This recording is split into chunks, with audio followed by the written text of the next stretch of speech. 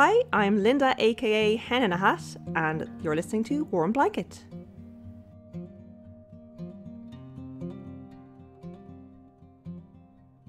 Hello and welcome to another episode of the Warm Blanket podcast, where we embark on a journey to see what makes us feel good about Star Trek, where our love comes from, and what it means for us. In short, what is our warm blanket? My name is Gary, I'm your host today, and I'm very honored to welcome here my special guest today, Linda, better known as, for many from Twitter, mainly as Hen In A Hat. She is an amazing cosplayer, an incredible crafter, and also the third musketeer in the Nerd Escape podcast alongside Damien and Chris. She is an extremely funny, engaging, and also a prominent member of the Star Trek fan community. Ladies and gentlemen, let's give a very warm welcome to the one and only Linda, aka Hen In A Hat. How are you today? Oh, that was very nice. Thank you so much. I'm good. How are you? I'm okay, yeah, just after a long day. Yeah. As we've discussed before. So, first things first, and this is something that I wanted to ask ever since I've seen you posting about it. How hard was the lower decks uniform to put together? Do you know what? If it's too hard, I do not put myself through the stress. It is not worth it. If you're not having fun, it's not worth it. So I try and make it as simple as possible. The lower decks, because I was only doing the top, because obviously the bottom is black trousers, black boots, that's all you need. The top was literally it was a solid top that I stuck other bits of tops onto, as you can see in my tutorial video if you want to check out YouTube. So the answer is not that hard. You really have to think in simple terms, and I just, because it's a cartoon cosplay as well, there wasn't that much detail. It was nice solid colour with a nice stripe and nice lines that I could just copy, without having to do too much research. I just worked off one image. So the answer is not as hard as you think. It's the full answer. Interesting. So is it time consuming though to make a costume like either the lower decks, or you made quite a few of them in the past? Yeah, well that's the thing. Because I have small children, I don't have, they have to go to bed before I can even think about any kind of personal projects. So yeah, it's finding the time to do it and finding the space on the kitchen table. Yeah, the time is the main thing. The difficulty is not so much, but it is finding the time to do it. But if you have an easy enough thing you want to work on, you already have it planned in your head what you're going to do. Because if I sat there and looked at the picture not knowing how I was going to do it, I don't know if I would bother. I would move on to something that where I usually I can look at it and go, yeah, I can get two tops, I can stick them together, or I can cut this off this thing and stick it on. I can usually see it before I start working, really. So I see. But that's just kind of whenever I seen any of your creation and I checked out a few tutorials. I think one of the longest one that you made on your YouTube channel, which I'm going to put somewhere in the description box below on YouTube. So the Discovery Gold TOS/Discovery uniform. Yeah, that was quite a hefty one, right? Yeah. To make. Let me think. So that one had there was a lot of stitching to kind of imitate the stitching on the shoulders. That was a lot of work. Lining up the collar, because the collar is kind of off center and it's like a half collar. It's a little bit tricky. But again, now you know what, my longest costume that it took me the longest to make was definitely the Mirror Universe costume. Because that was my first time making armor, and there was a lot of figuring out what I was going to do with the foam. I knew I was going to use foam after watching a couple of YouTube cosplayers, and they're just brilliant with foam, and they've obviously practiced, and they've trial and errored for us. So they'll probably tell you the right way to go. But it was my first time, so I was pretty proud of that, to be honest. A lot of it was figuring out how I was going to do the gold, because the only gold thing I had was stretchy gold material, and stretchy material is an absolute nightmare. Anything straight, once you cut stretchy material, it does its own thing. So there was a lot of glue involved, and I actually the little badges I made were probably the most fun part of the whole thing, because I just had great fun cutting them and painting them. It was much fun. But I wasn't really working to a deadline, but I was working towards a con. Most of my costumes never see a convention. Oh really? Yeah, that's the bad thing though, is not really getting them out there.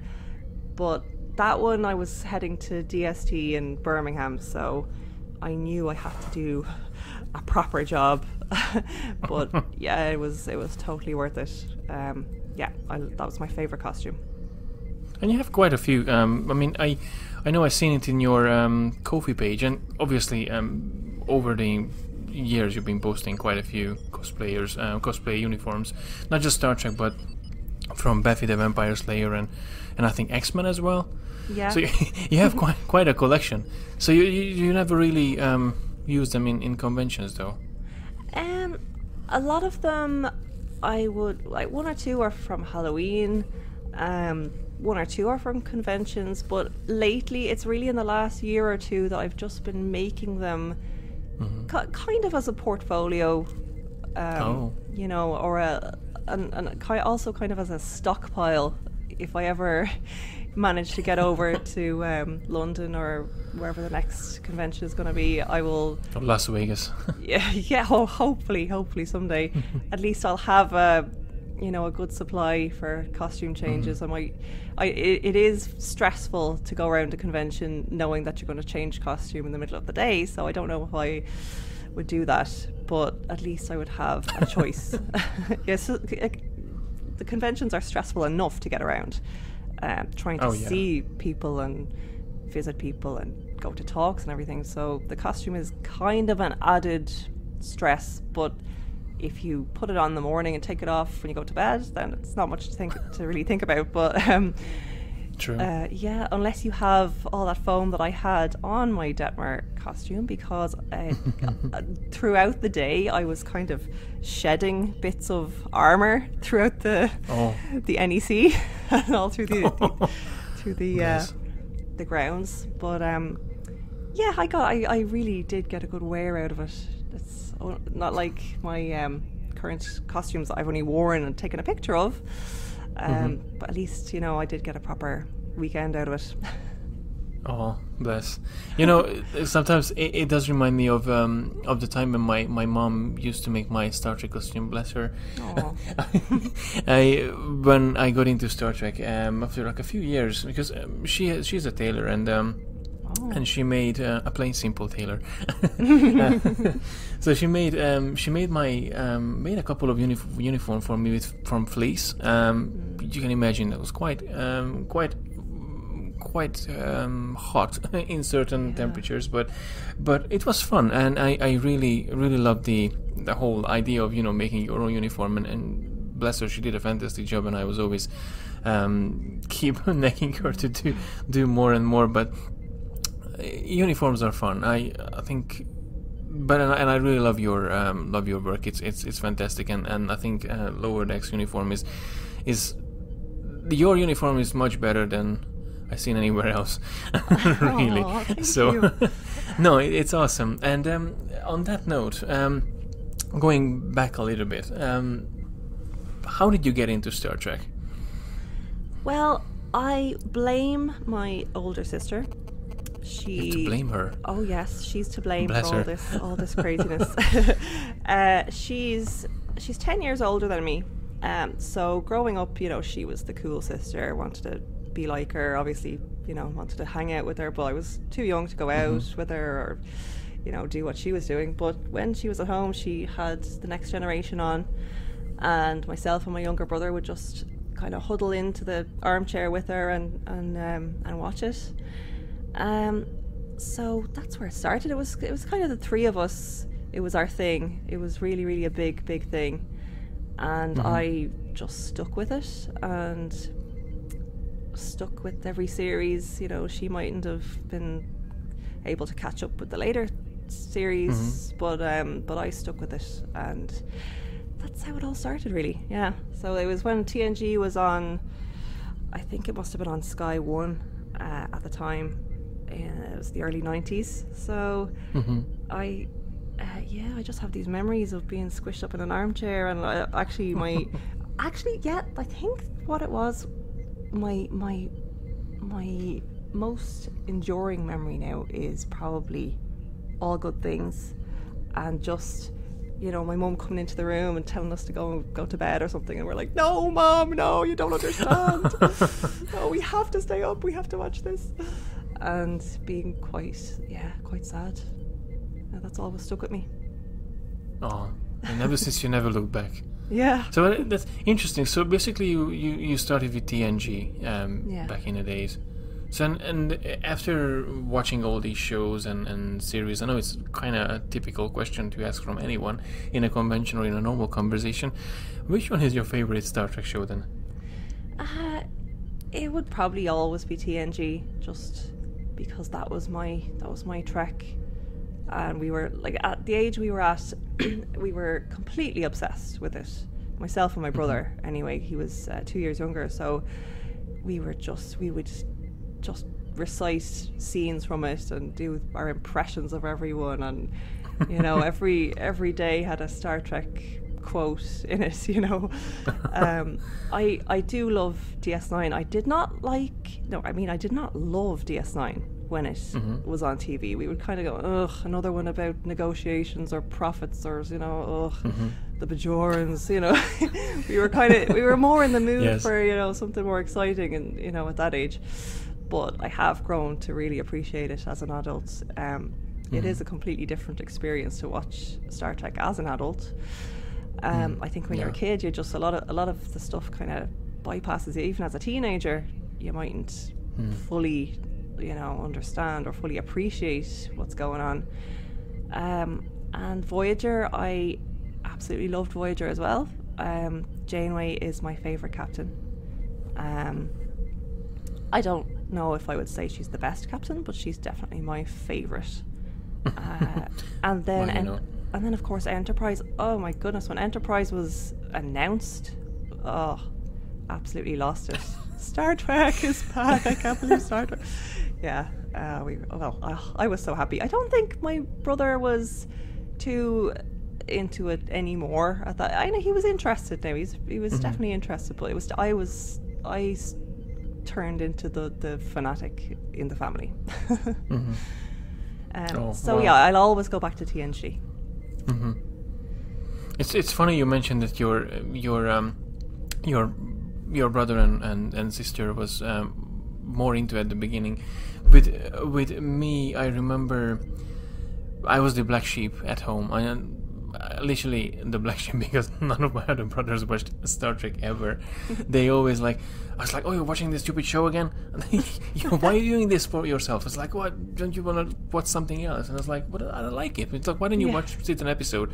And every time when I watched an episode or something, and let that be a TNG or DS9 or Voyager, they always be like, oh, it's like, you don't do anything. They don't do anything in the show. Just ships fly that way, ships fly this way, and they fire to each other. It's like, that's not the show about, but that's what they remembered. Yeah. But funny enough, nowadays when my brother sees Star Trek in a TV, sometimes he sends me a picture or a small footage, like, hey, look what's in a TV. And I thought about you. I was like, oh, that's awesome. So yeah, for us it was totally the opposite. Like, I got into Star Trek, and I remember my mom wasn't really into Star Trek either. She was like, oh, it's like you should do something else or with your life, not watching Star Trek. And then we got to the point when she actually started watching Enterprise, and she fell in love with it. And she loves Enterprise and Archer. She never liked Janeway though. or even Kirk and Picard. It's a very interesting balance what we have at home. All right, yeah. My parents they would never really have mentioned Star Trek. All my mum really would know about TNG was just coming in to call us for something, and we'd be watching it. But in the mid-90s, there was a sci-fi convention in Dublin. And I cannot remember where it was. It was in some building in Dublin, a very, very small convention. And my mum secretly, I think because she was getting us tickets, getting us tickets for Christmas or for my birthday or something, so she wasn't telling us anything about this, but she secretly somehow designed the brochure for the convention. Oh, really? Because my mum is an artist, so kind of, like an illustrator mainly, but so she somehow got in touch with them and said, "Hey, I'll design your brochure for you." So that was weird that she was like, "Oh, hey, happy birthday, here's your convention tickets. By the way, I designed the brochure." Oh, wow. That was like a double birthday present. It was very strange, but to design it, now there was no Google in those days. I don't know how she got these images, but it was some alien from the original series that was on the cover of the brochure, just a black and white fold out thing. And I never really watched TOS, to be honest. Since then I've watched it on Blu-ray, but I have not seen all of it. But in those days I wouldn't have a clue. She would hear the word Star Trek and she'd look up some alien and go, there you go, Star Trek. But she wouldn't really understand which series it was from or anything. But I thought that was pretty hilarious. Have you had any like feedbacks from your parents? I mean, I remember when I started like collecting stuff, like having a Starship model in my home, or a poster, or I even went to the cinema when they had 2009 Star Trek, and they had some silly cardboards cut out of the free character, and I was like trading something else for the cinema for getting them into, and my mom always told me, it's like, oh like you collecting all these things, and I had to tell them like, oh, this ship is different, but she always like, oh, do you have a ship already? It's like, why do you want another one? It's like, no, this is different. So I wonder, did you have to deal with this? No. Now, to be honest, I did not know there was so much merchandise out there. Well, there wasn't really in those days. There wasn't half as much as there is these days. But even just living in Dublin, there wasn't a huge Trek scene. I remember I did buy Star Trek Monthly magazine back in the day, and there was this pull-out brochure for Forbidden Planet for their mail order. I don't know if the Dublin branch had been open by that time, but it was a brochure for Forbidden Planet. And actually, this is where I first learnt about Star Trek Voyager, because there you could order a cardboard life-size Captain Janeway from the brochure, and I was looking through this going, "Oh, Star Trek! Wait a second, Captain Janeway? I've never heard of Captain Janeway. Who's this?" So gradually, this is before the internet. It was very hard to get information. So. Gradually I became aware that there's a new Star Trek show on the way. So that was weird. But there was very little merch in that I knew of anyway. So I didn't really have that problem. The only thing I used to buy was Star Trek Monthly. I didn't. I stayed in my room a lot as a teenager, to be honest. I just kind of kept to myself. I didn't know any Trekkies. None of my friends had a clue what I would be talking about. I don't think I really even talked about it with them, to be honest. I suppose I was a little bit embarrassed because it was a nerdy thing, and nerdy things weren't really cool in those days. So it was a sad time to be a Star Trek fan. It's much easier to be a Trekkie these days. Oh, of course. Now it's cool to be a Trekkie. Yeah, Yeah. I remember when I was in school as well, and people just laughed at me. I remember even I got to the point when I went into school in a Star Trek uniform that my mom made, and I remember the literature teacher looked at me and she was like, "Is this serious, Gary?" And I was like, "Yes." And she was like, "All right then." And she carried on with the class. Very good. Well, that was a good reaction, I suppose. You weren't told to go home and change. No, the whole thing.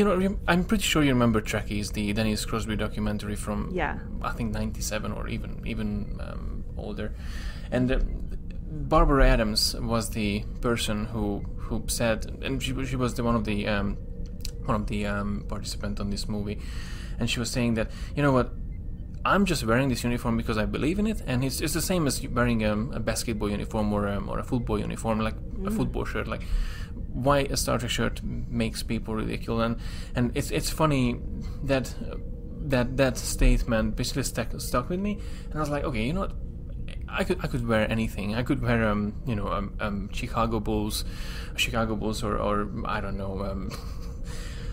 Anything else, a Star Wars T-shirt, like that would be cool. But Star Trek, usually people like, meh, what the hell, Yeah, it was weird. And at that age, I would have given anything to own a uniform. Oh yeah. And I definitely would have worn that. I had I didn't have any fashion sense. I just had a weird taste in, I would just throw on anything, and I was bullied for clothes and not wearing brands or whatever, like the color of your jeans. I was teenagers are mean. I did not like school, but I was I definitely would have worn a uniform somewhere at least. But I never even knew you could even buy a uniform, to be honest. Yeah, I know. I mean, before Avanos and all of these Chinese copies came in, I think the only option is to make it yourself. Yeah. Really. Yeah, I didn't know anyone that could have made it for me. I would have loved that. But now you could start your own business making them. Yeah, well, the thing is, actually, I can make something for myself, but if somebody gave me measurements or anything, I would not know what to do with them. There is no way I could make anything for anyone else. No way. Except my kids, because I can go, come here, put this over your head. That's about it. I just disassemble one of their shirt and then just, okay, like, this is what I have to do, just put it together in a different colors and systems. That's awesome. Exactly, yeah. It's usually just buy them a top in their size and just stick things on it. Mm-hmm. So I wonder, how did you get into crafting, and what is the origin of your name, your Twitter handle, Hen In A Hat? That is an interesting question. Nobody's ever asked me that.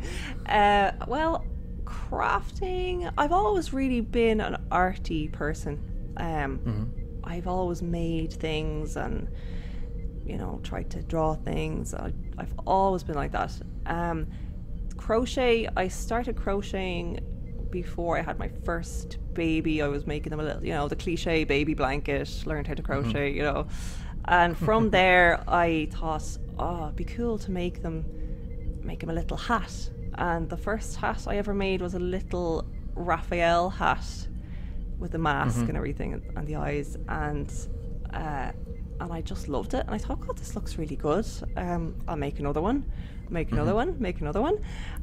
So I just started making them, and people were like, you should try and sell these. People would want these. And I was like, I don't know if I could really have the time, or if I could do it, so eventually people just asked me for them, so I just started making them, and that's how I really got into doing that.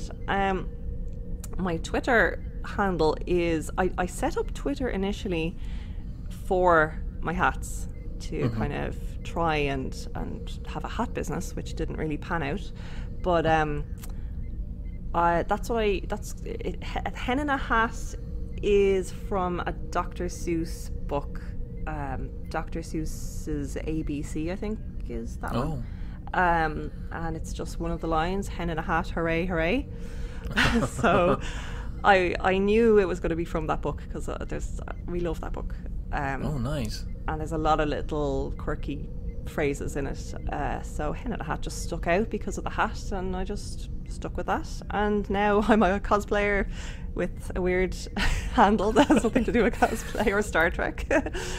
So there you go. That's it. Well, that's awesome. I would never have put together Hen In A Hat and Dr. Zeus, so that gives a certain gravitas to your name as well. From now on, for me at least, and for hopefully my listeners as well. Where was I? Yeah. Crafting. Crafting, and so you do have an Etsy store where you kind of sell these hats, and you made quite a few of them, and you feel free to plug that in as a not paid but advertisement. I am brand new to Etsy. I've always meant to try and do it. I assumed I'd never have the time, but here we are. I have a bunch of hats that I was going to try and sell at some craft fairs, so I have a backlog of hats that I have to get up onto my site. It's just /Hen In A Hat is where you can find me. At the moment, there is no stock up there.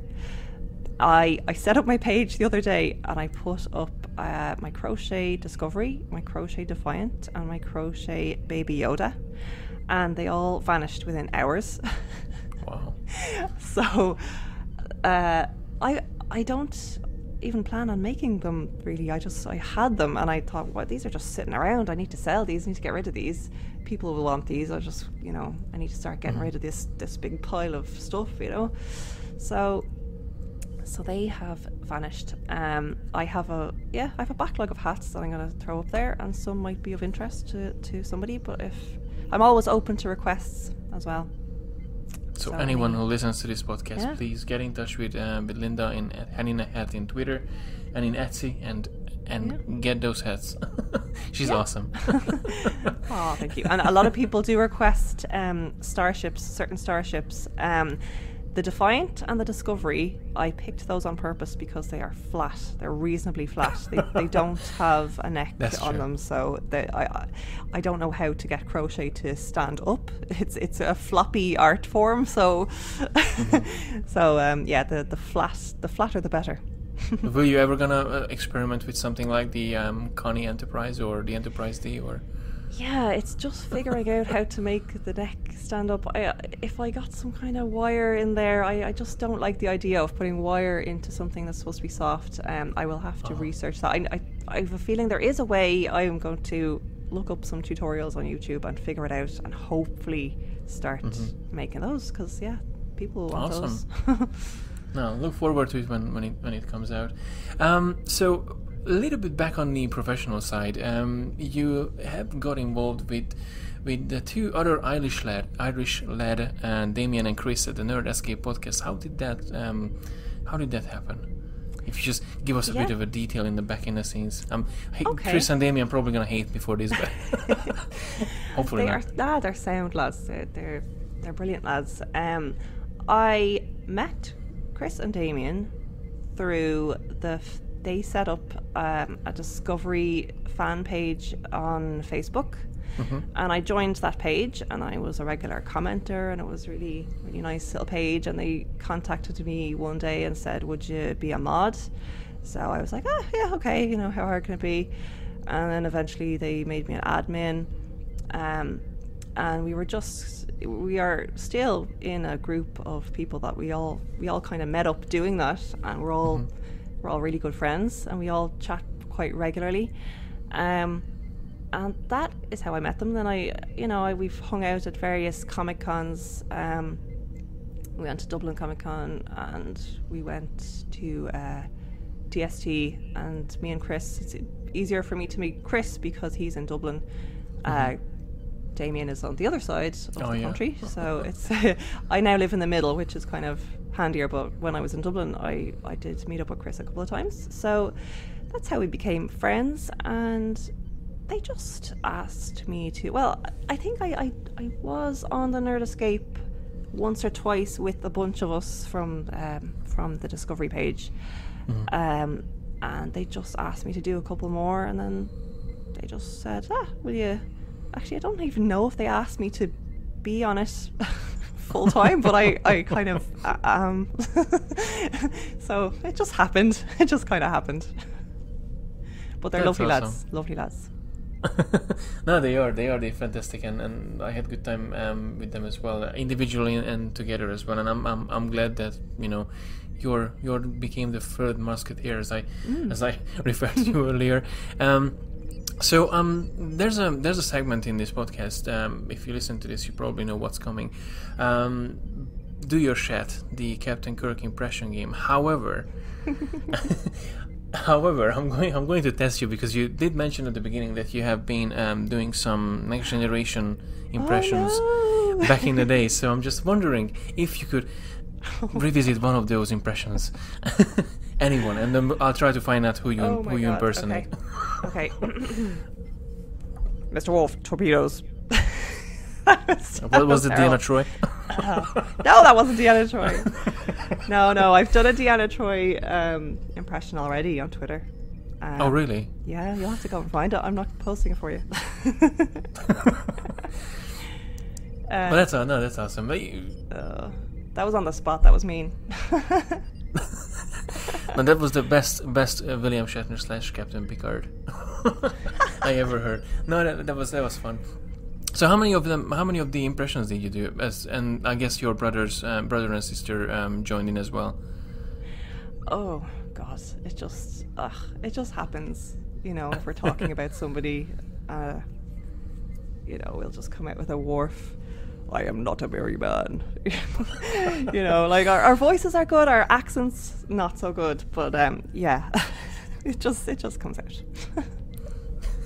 So, talking about accents, and this is something that you mentioned, because I was thinking how to divert towards the topic, and this is the time when I have to make a disclaimer. This is just for fun purposes, and I just really want to know the rumor behind these reputations of these certain episodes of Star Trek, where we have some Irish representation, let's say up the long ladder from Next Generation, and of course the very infamous Fairhaven stories. How do you feel about them? Because I know a lot of people don't like them. Yeah. I found them funny, and to be honest, with Fairhaven, I never thought that it's, I never really been in Ireland. Apart from Chris, Damien, and yourself, I don't really heard anyone else speaking Irish. And when I was watching them the first time, I didn't really pay too much attention. They just sounded different. Yeah. So what's your opinion, apart from hating them, which I heard? I hate them. It's different from the outside looking in. You can, Fairhaven, I'm sure it's a nice episode. I'm sure it's a funny episode. But all I can think is, I can't believe they did the Irish village again. I just, it gives me the shivers. I just feel sick when Up the Long Ladder is terrible, and it does not exist, to be honest. So it's like one of the episodes of Star Trek that someone just dreamt of, and it's better keep it as a dream. Exactly. It's just lifted from a 1940s play, and it just why? Why? They're not even from the past. They've just gone back to the old ways of, spinning their own wool and going around in their bare feet or whatever. I don't understand. Anyway, but we won't talk about it anymore because it's putting me in a bad mood. No, bless. Yeah. How about Colm Meaney though? He's fantastic. He's an absolute legend. He's an absolute legend.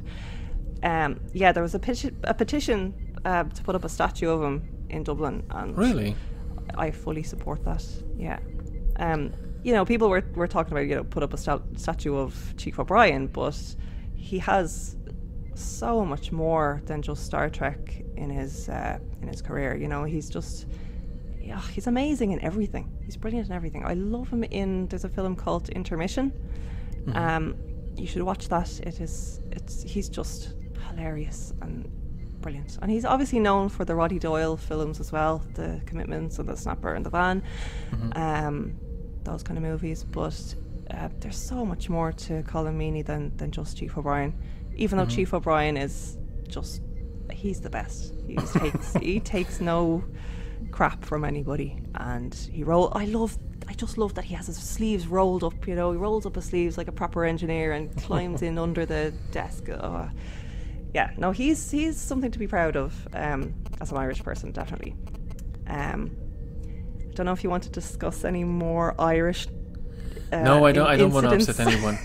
Neither you and any of my listeners. Okay, we won't go near the Picard hologram incident. So no.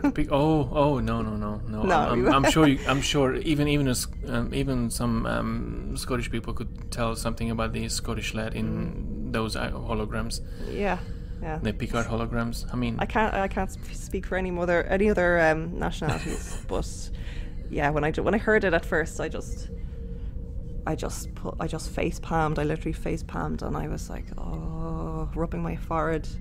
I guess it's really hard with accents, especially because you try to make it sound as it is. I mean, I still remember. I know it's a bit of an off track, but when Benedict Cumberbatch he plays Sherlock, and he is British. You can hear what he's saying and he has the British that certain, for a certain way, a beautiful British accent. But when he plays Doctor Strange, that's just strange. Yeah. I don't know. Doctor Strange, are you supposed to really pinpoint that accent? Because he's his own nationality. True. He's just a wizard. I love Doctor Strange. I love him. Yeah. No, I feel bad for the guy playing Rios, because he had a lot to do, and he, it's easy to get confused doing lots of characters, so fair play to him. He did kind of stick with it. He did his best. But I just don't understand why he had to do an accent that was not, a proper real sounding accent, because nobody really talks like that. That I know anyway. Some people might talk like that, but I haven't met them. I just don't see the need for it. There's no need. Everyone has their own Irish accent that they get out their Irish accent. They've had a few drinks or whatever. I know Zachary Quinto and Chris Pine had a lovely little outtake where they did the scene in an Irish accent. That was hilarious. But I don't know, it just feels like you're making fun of us when and some people were sticking up for him, going, maybe it was supposed to be a bad accent because it was based on him, but in a bad representation of I don't know. I just okay. No, let's talk about them anymore, because I don't want to upset you more. And I already did more damage than I should have avoided. No, it's okay. Don't mind. No, it's funny. I mean, I remember I watched an interview with James Doohan, bless him, on British TV. I think it was in the 70s or 80s, around Star Trek 4 or Star Trek 5, and the commentator asked him, like, how hard was it to do a Scottish accent, because obviously he's American, and he said that he was sitting next to a chap on a plane. The chap was coming from Aberdeen, and he was saying this, like, I didn't understand a single word what he was saying. and he said that so he studied, he met with so many people, he researched the accent, and when he went back to Paramount, Roddenberry and the creative group told him that, it's like, if you're gonna talk like this, no one gonna understand you, so you have to tone it down. So he said that whatever is on the screen, that's his clarity version of, of the Scottish accent, which would be an interesting topic for another day to discuss with a Scottish person. What do you think about the accent? But maybe that will that will upset way more people than I mean, that's fair enough. To. No, that's fair enough. That you do have to be able to understand the character, and to me that is like, Scotty has been in Starfleet so long, hanging out with different nationalities, that his accent has kind of mellowed a little bit towards, a generic kind of accent. So yeah, I can understand. His is okay. He's Scotty. We can't change that. He's But Scotty. Simon Pegg went full Scot, which is amazing. Yeah, perfect. No, he was a good Scotty for sure. Yeah.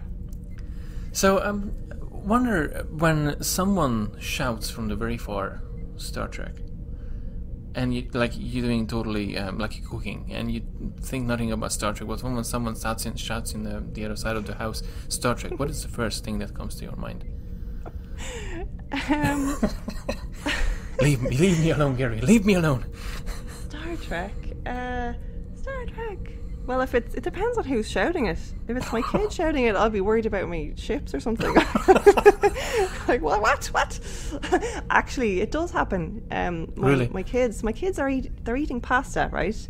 And I'll have my back turned, and they'll go, "Mammy, Star Trek," and I'll turn around, and they'll have opened up the penne pasta, and when you open it up, it turns into a little delta, and they'll go, "Look, Mammy, I made a Star Trek badge." Oh, that's cute. Yeah. So that it does happen in my house. I don't know if that's the answer you're looking for, but yeah, it's a real thing. Well, that's more closer to to family than anything else, and I think that's Star Trek is basically about family in a certain level. So that's just beautiful, and finding these little things in a day. I mean, just as I mentioned, my brother sometimes sees something in Star Trek related and send me a picture. Is more or less. It's not the same level, I know, but it's good to have these remembrance of other people, realizing that, hey, that looks like something that my mommy or daddy likes, and I'm like, oh, yeah. That's awesome. And so as you probably know, that the whole podcast is based around this warm blanket that I always refer Star Trek as a warm blanket to me, that that really just comforts me in many ways, and obviously it comes with many layers.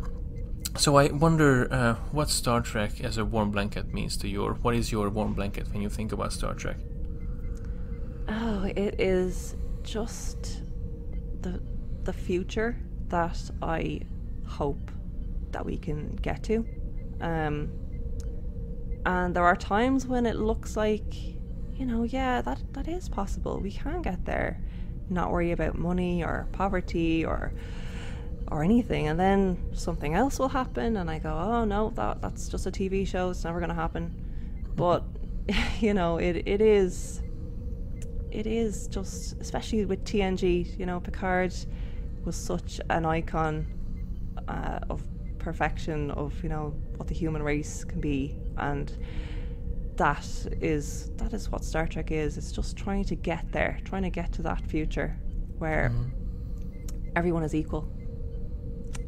I suppose that's my warm blanket. Yeah, just thinking about what could be. And just a bonus question: do you think it is possible to get there? Do you see in our lifetime? Because I think we are more or less in the same age, right? I don't think in our lifetime. I do think it will take something on the scale of an alien first contact. So whether the Vulcans are going to land or not, I think we all have to come together. And the coronavirus is and was because it's not really happening, but it was a chance for us to all come together and work together and realize that we are all in the same situation, and if we work together we can get out of it. But so many countries are doing very, very badly. Some countries are completely have eradicated it, and it wasn't what I had hoped. It will take, I believe it will take something like this, but we have to see for ourselves that that is what it's going to take. We have to see the chance when we get it. We can't just continue life as normal. We have to go, wait a second, maybe we can make the world a better place by coming together. Yeah, essentially that, I think that's definitely going to be the base blocks of this whole idea of what Star Trek is, to really come together as one human race. so to speak. Like forget about like like you don't respect every country borders in a sense. But I remember a quote from I think it was an astronaut. I don't remember his name, but I remember the thing he said, that from up there, from the International Space Station, circling around the globe, you don't see borders, you don't see countries, you just see one big planet with life in it, and all of the borders and all of the countries just exist in your head. And someone said once, I again don't remember who said that, but if people would be able to see our globe from outer space, then they might think twice to start caring about it a bit more than how we are at the moment. But yeah, Star Trek is a beautiful reminder to hey, look out for each other and get that hope and optimistic view of the future, because it is possible, as you mentioned as well, and I believe that too. And I guess many of our listeners and many Trekkies as well, they believe that it is possible. Yeah. Well, Linda, this was fantastic. Thank you very much for for spending the time with me and in my silly little show, talking about Star Trek and sharing your experience and letting your voice out. Please, for my listeners and whoever they don't come across with you, which is quite unlikely, in this stage, where people can find you and where they can and when they can find your hats in Etsy or Etsy store. I don't even know how to talk anymore. Etsy is, well, I'm brand new there, so I would give that a little while. It's Etsy/Hen In A Hat. I'm at Hen In A Hat 1 on Twitter, and my YouTube channel is Hen In A Hat.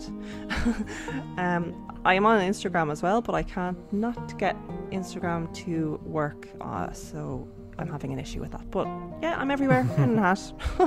And on that note, a massive congratulations for you as well, because you just reached, I think you're over 100 subscribers now, so yeah.